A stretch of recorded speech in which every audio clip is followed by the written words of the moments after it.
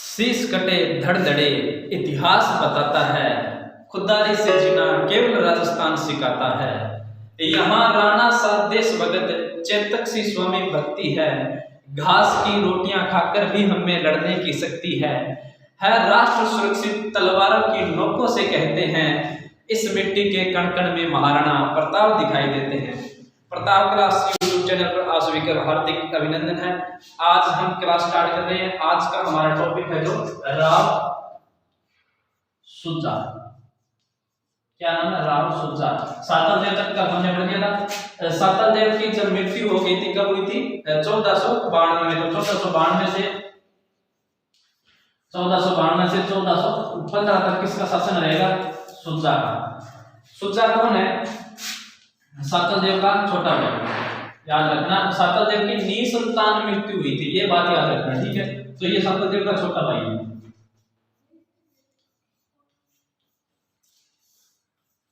सातल देव का छोटा भाई। इनके समय कुछ खास नहीं हुआ। इन्होंने बाड़मेर, कोटा व जेतारण कहां पर पड़ता है? अपने पाली में। यहां पर इन्होंने अधिकार कर लिया था। इन्होंने कुछ नहीं किया, बाड़मेर, कोटा, जेतारण पर अधिकार कर लिया था। उसके बाद क्या हुआ? उसके बाद इनके समय में इनका एक पुत्र था जिसका नाम था पुत्र का क्या नाम था? बाघा। ये सोजत का युद्ध हुआ था 1510 में।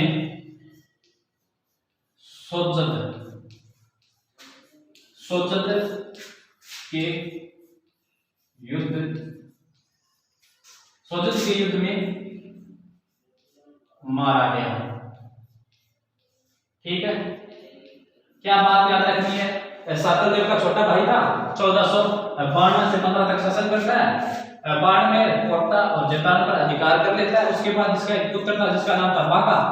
बाका की मृत्यु हो जाती है 1510 में, क्योंकि सोजत के युद्ध में लड़ता हुआ मारा जाता है। उसके बाद इसके समय बिक्का ने आक्रमण किया था, ठीक है। बिक्का का आक्रमण। बिक्का आक्रमण क्यों करता है? बिक्का जब अलग अपनी रियासत बसाता है 1465 में बीकानेर की स्थापना करता है। उस समय बिक्का ने अपने पिता से वचन दिया था कि आपके जो पद चिन्ह होंगे वो मैं अपनी रियासत में लेकर जाऊंगा आपकी मृत्यु के बाद। तो वो पद चिन्ह लेने के लिए यहाँ पर आता है और सुजा इसे मना कर देता है। कौन? सुजा पद चिन्ह देने के लिए मना कर देता है। फिर उसके बाद सुजा की माता थी, माता का क्या नाम था? माता का नाम था जसमा देवी, ठीक है। जसमा दे के कहने पर पद चिन्ह बिक्का को दे देता है। कौन? सुजा। उसके बाद सुजा की 1415 में मृत्यु हो जाती है। क्या हो जाती है? 1415 में मृत्यु किसकी? सुजा की। तो सुजा का छोटा सा इतिहास है। 1492 से लेकर 15 तक शासन करता है।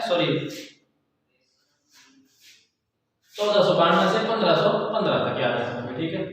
1515 तक शासन करता है।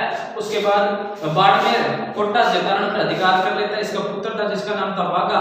बागा की सोजत के युद्ध में 1510 में मृत्यु हो जाती है। इसके समय बीकानेर के शासक बिक्का ने अपने पिता के पद चिन्ह लेने के लिए जोधपुर पर आक्रमण किया था। तो सुजा की माता जसमा दे के कहने पर सुजा ने पद चिन्ह दे दिए, तो इसलिए आक्रमण नहीं हुआ था। तो सुजा का यही तक का इतिहास है। सुजा के बाद कौन आएगा?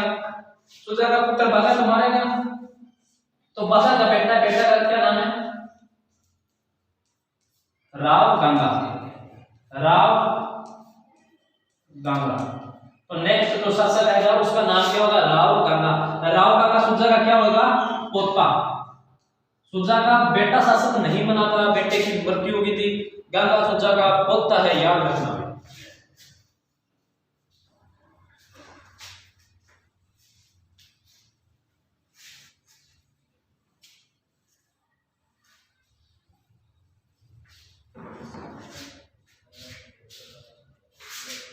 हमारा नेक्स्ट जो शासक है राव गंगा, क्या नाम है? राव गंगा। कब तक शासन करेगा? 1515 से 1532 तक। कब तक है? 1515 से 1532 तक शासन करेगा। पहले तो याद रखना कौन है?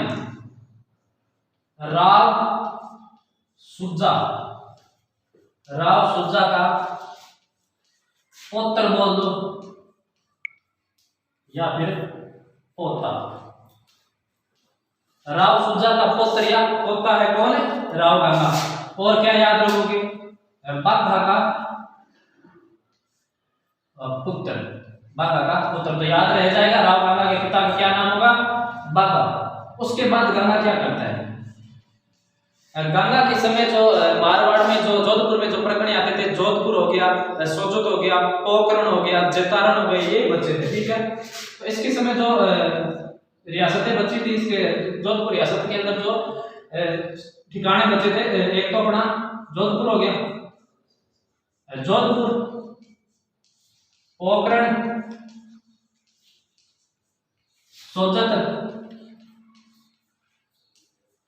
और जतारण। इतने बचे थे। इतने ही क्यों बचे? क्योंकि राव गंगा बिल्कुल विनम्र स्वभाव का, विनम्र स्वभाव का शासक था। बिल्कुल ही विनम्र स्वभाव का शासक था। अपने राम अफीम खाया था तो कोई क्यों लेना देना कोई। गांधी जी गांधी जी एक गाल करता तो एक दूसरी गाल आगे कर देता। राव गंगा क्या करता? एक गाल आगे में थप्पड़ मारता तो एक दूसरी आगे और तीसरी बुद्धि और आगे कर देता। एक तो विनम्र स्वभाव हो, एक खातर की जी का सामान आने में आजाद होना के धीरे धीरे तो एक ने छोटा छोटा सोचा ही फिर ठिकाना सोचा। उसके बाद इन्होंने क्या किया? गांगेलाव तालाब प्लस में गंगा बावड़ी का निर्माण करवाया। ठीक है, गंगा बावड़ी, ये दो निर्माण करवाता है। एक तो गांगेलाव तालाब का निर्माण करवाता है और गंगा बावड़ी का निर्माण करवाता है। कौन? राव गंगा। तो नॉर्मल सी बात याद रखना, बाघा का पुत्र है, सुजा का पुत्र है। ठीक है, इसके समय जोधपुर, पोकरण, सोजत और जतारण बांदी 4-5 ठिकाने बचे थे। बहुत ही विनम्र स्वभाव का शासक था। मारवाड़ में विनम्र स्वभाव का शासक पूछे तो कौन होगा? राव गंगा होगा। उसके बाद गांगेलाव तालाब का निर्माण करवाता है जोधपुर के अंदर और एक है गंगा बावड़ी का निर्माण करवाता है। गांधी जी की तरह बिल्कुल ही विनम्र स्वभाव का शासक कौन है? तो राव गंगा हो जाएंगे। और क्या करता है? और इनके लिए महत्वपूर्ण बात है ना, जो खानवा का युद्ध हुआ था। कब? 1500 खानवा युद्ध कब होता है? 1527 में। किसके मध्य हुआ था? सांगा, राणा सांगा वर्सेस बाबर। किसके मध्य होता? राणा सांगा वर्सेस बाबर। सांगा की सहायता के लिए, सहायता हेतु के लिए राव गंगा ने अपने पुत्र मालदेव, पुत्र का क्या नाम होगा? मालदेव। अपने पुत्र मालदेव के नेतृत्व में 4000 सैनिक भेजे। कितने सी बात याद रखनी है कि खानवा का युद्ध हुआ था। खानवा का युद्ध कब होता है? 1527 के अंदर होता है। किसके मध्य होता है? राणा सांगा और बाबर के मध्य। ठीक है, तो राणा सांगा की सहायता के लिए सहायता करेगा कौन? राव गंगा करेगा सहायता। और सहायता के लिए भेजा किसको है? अपने पुत्र मालदेव को 4000 सैनिक देकर भेजा। ये बात याद रखना। ठीक है, 4000 सैनिक देकर किसे भेजता? अपने पुत्र को। और किस में भेजता? खानवा के युद्ध में। ये बात बहुत ही इंपॉर्टेंट है, याद रखना। मेन बात तो राव गंगा से निकल कर यही है कि राणा सांगा की खानवा के युद्ध में सहायता किस शासक ने की थी। तो सहायता के लिए जो शासक होगा वो कौन होगा, राव गांगा होगा। और सहायता के लिए भेजा किसको था, तो मालदेव को, या फिर सहायता करने के लिए गया कौन था, तो मालदेव गया। और ये क्या हुआ थे, गंगश्याम मंदिर का निर्माण करवाया। ठीक है, ये और याद रखना है, गंगश्याम मंदिर निर्माण करवाया। ठीक है, गंगश्याम मंदिर का निर्माण करवाते हैं, कहां पर करवाते हैं, जोधपुर के अंदर निर्माण। गंगश्याम मंदिर का निर्माण करवाया जोधपुर के अंदर। ये जो गंगश्याम मंदिर है ना, इसके अंदर जो प्रतिमा लगी है, मंदिर के अंदर जो प्रतिमा लगी है वो कहां से लाई गई है, सिरोही से। याद रखना, गंगश्याम मंदिर का निर्माण कौन करवा रहा है, राव गंगा करवा रहा है। गंगश्याम मंदिर के अंदर जो प्रतिमा लगी हुई वो कहां से लाई गई है, तो सिरोही से लाई गई। इतनी बात याद रह जाएगी। ठीक है,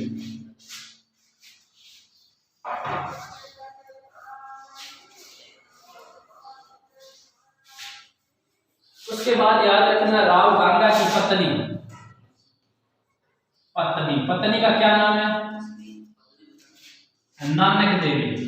क्या नाम है, नानक देवी। कौन है अभी नानक देवी, राव गंगा की पत्नी। इन्होंने जोधपुर में अचलेश्वर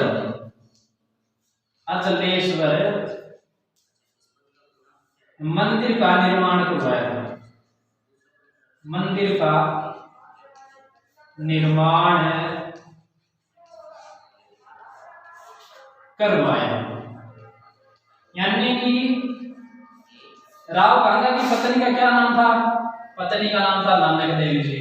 नानक देवी ने क्या क्या करवाया, नानक देवी ने सबसे अचलेश्वर मंदिर का निर्माण करवाया था जो जोधपुर में है। ठीक है, उसके बाद इसके समय दो मुस्लिम रियासतें रहती थी, यानी कि मुस्लिम सत्ताएं, यानी कि वो दो ठिकाने जहां पर मुस्लिम लोगों का अधिकार था। तो एक तो था इनके समय जालौर।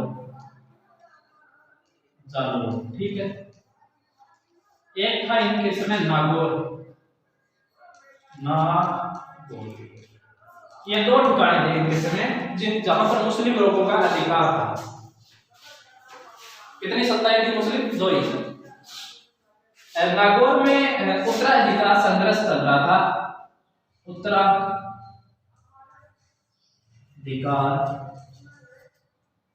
संघर्ष। नागौर में क्या चल रहा था, दो भाइयों के मध्य उत्तराधिकार संघर्ष चल रहा था। किस किस के मध्य, एक तो था सिकंदर खान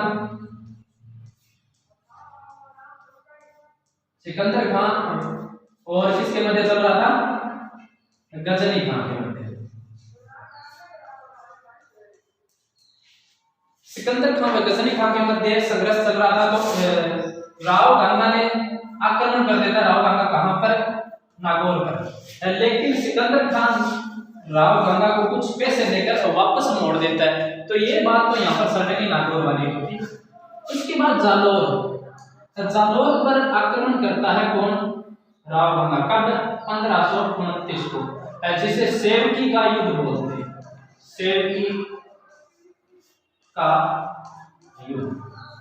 ये आक्रमण राव गंगा ने किया था। किसके नेतृत्व में किया था, तो पूछे तो, यानी कि सेवकी का जो युद्ध हुआ था किसके नेतृत्व में हुआ। जालौर का जो शासक था उसका नाम था दौलत खान। जालौर के शासक का क्या नाम है, दौलत खान। सेवकी का युद्ध होता है तो अपने सेवकी का युद्ध देखेंगे पहले तो। ठीक है, मुस्लिम सत्ता थी। मुस्लिम सत्ता में बात किसकी कर रहे हैं, जालौर की। और जालौर पर किसका अधिकार है, दौलत खान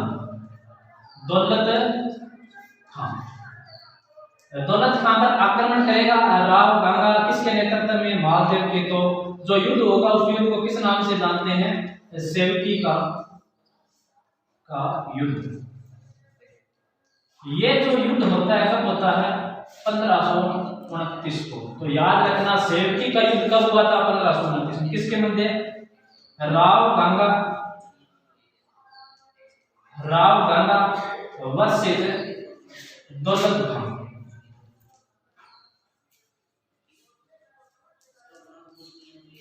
दौलत खान विजय कौन होता है? राव गंगा विजय हुए। वैसे इस मारवाड़ की सेना थी, इसका नेतृत्व जिस व्यक्ति ने किया था, यानी कि नेतृत्व कौन कर रहा है इस सेना का?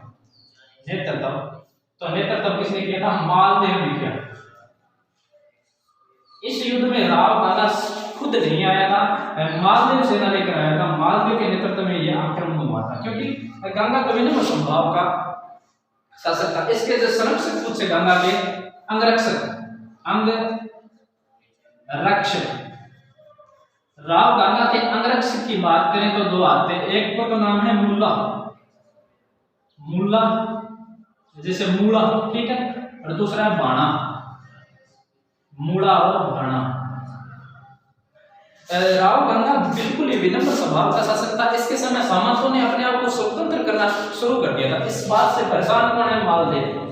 मालदेव ने बाणा और मुल्ला को समझाया कि आप गंगा से कहकर मुझे शासक बनवा दो, या फिर आप आक्रमण के लिए कुछ ना कुछ कहो। गंगा इस बात को मान ही नहीं रहा। पहले तो मालदेव ने क्या किया? बाणा और मुल्ला की हत्या कर दी। अंग्रेज तो ना बचे कम से कम। उसके बाद नंबर आता है किसका? राव गंगा का। तो राव गंगा का क्या होता है? खतों में भी पता चलता है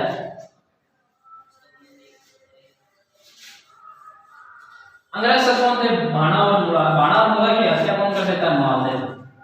कुछ ख्यातों के अनुसार, बात किसके अनुसार है? ख्यातों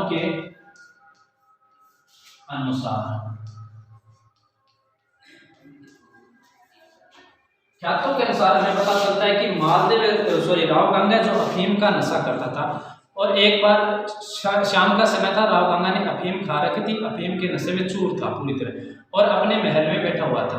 तभी मालदेव आता है, और राव गंगा उस समय खिड़की के पास बैठा था। मालदेव आता है, राव गंगा के पैर छूता है, और छूने के बहाने पैर उठाकर उन्हें नीचे की ओर धक्का दे देता है, जिससे राव गंगा की मृत्यु हो जाती है। तो यह बात हमें कहां से पता चलती है? ख्यातों से, यानी कि नशीले पदार्थ के सेवन के कारण, सेवन का फायदा उठाते हुए मालदेव ने अपने पिता की हत्या कर दी। तो मृत्यु यानी हत्या कब होती है? ख्यातों के अनुसार हत्या 9 मई 1532 को इनकी हत्या कर दी जाती है। तो हत्याकर्ता कौन है? मालदेव। अब अपने पिता की हत्या कर देगा तो क्या कहलाएगा? पितृहत्या। और किस वंश का? तो राठौड़ वंश का, तो राठौड़ होगा। प्रथम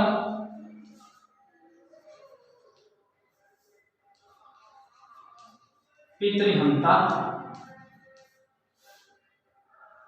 शासक, यानी प्रथम पितृहंता कौन हो जाएगा? तो अपना मालदेव हो जाएगा। राठौड़ों का प्रथम पितृहंता पूछे तो मालदेव। और राव गंगा की मृत्यु कब होती है? तो 1532 में। एक बात और याद रखना भाई, गंगा ने चारण, भाट, ब्राह्मण,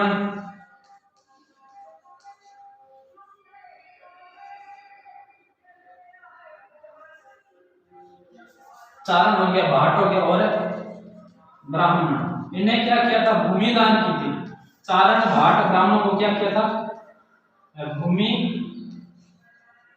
दान में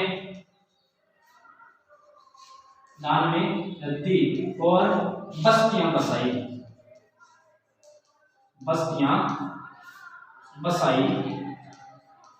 कहां पर?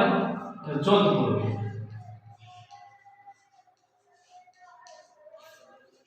इस तरह मालदेव ने अपने पिता की हत्या कर दी, और मालदेव पिता की हत्या कर पाली के अंदर चला जाता है, और वहां पर जाकर उसका राज्याभिषेक होगा। तो राव गंगा की हत्या कौन कर देता है? मालदेव।